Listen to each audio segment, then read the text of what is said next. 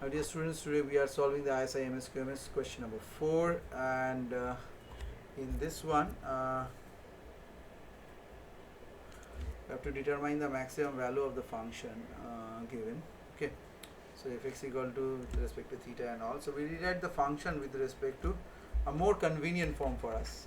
So that is a square minus b square cos theta, and this a minus b sin theta. So we seek to maximize the expression with respect to theta. Cos theta actually ranges and sin theta ranges both from -1 to +1. Okay, so we can identify the critical value. So sin theta equal to -1 and sin theta equal to 1. These two values. So when sin theta equal to 1, what happens? If theta is a square minus b square cos by a minus b. Okay, and when sin theta equal to -1,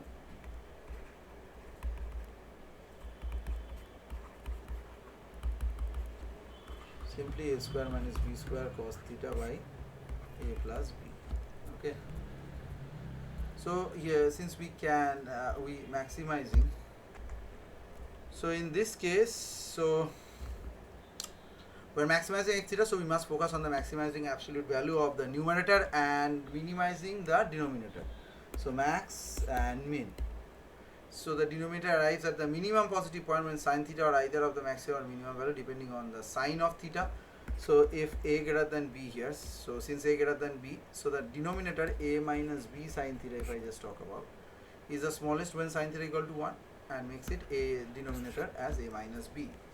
And for maximizing f of theta of max, if I just go, then it is a square minus b square by a minus b.